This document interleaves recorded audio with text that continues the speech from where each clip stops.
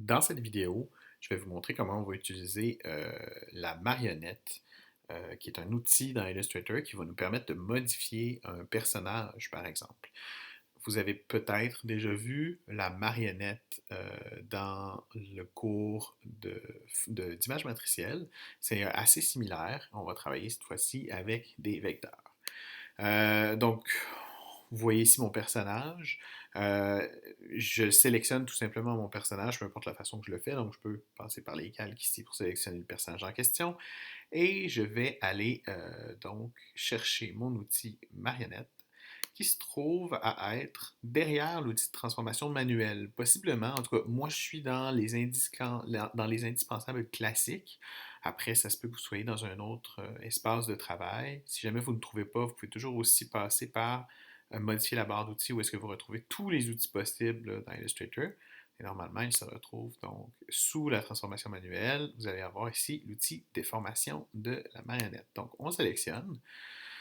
Illustrator va travailler fort maintenant pour comprendre un peu comment est fait l'illustration pour pouvoir placer les points aux bons endroits. Bon, déjà en partant, moi je vais en enlever. Donc, je sélectionne et je supprime. Je sélectionne et je supprime.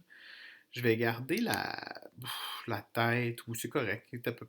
L'idéal, c'est de le placer à peu près au centre, je vous dirais. On en a un au centre du corps ici en poitrine. On en a sur les mains. On va en ajouter un sur l'autre pied ici.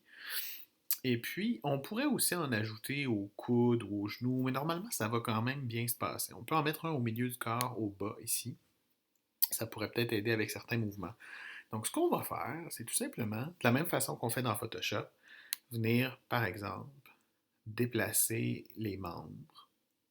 Comme je disais, hein, on aurait pu en ajouter un au coude. Ça fait, ça fait pas une très grosse différence, je vous dirais. Donc, la façon que ça fonctionne, c'est un peu comme dans l'image matricielle. Donc, on peut déplacer le point. On peut aussi se placer là, sur la circonférence, ici, là, le tour, pour pouvoir faire une rotation également au besoin. Donc ici, par exemple, si j'ajoute un genou, peut-être que ça me permettrait de créer un certain mouvement différent. Vous voyez, donc, je pense que là, dans ce cas-ci, si je veux faire ça, le genou serait nécessaire. Même chose, si je m'ajoute un coude ici, ça va peut-être être plus facile pour déplacer donc mon personnage. Et puis ici, la tête, ben, je peux la faire pivoter.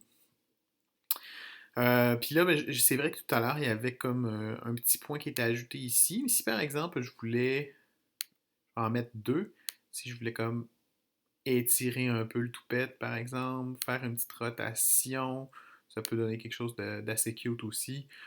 Euh, et voilà, donc je pense que vous comprenez un peu le principe là, derrière cet outil-là. Puis ça peut donner des résultats quand même assez sympathiques. Donc ça, c'est pratique quand on a dessiné un personnage, puis qu'on aimerait ça le voir dans différentes situations, puis modifier un tout petit peu le corps.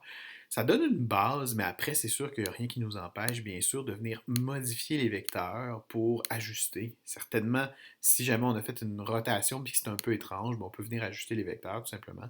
Mais disons que ça peut être une base intéressante donc pour modifier un personnage.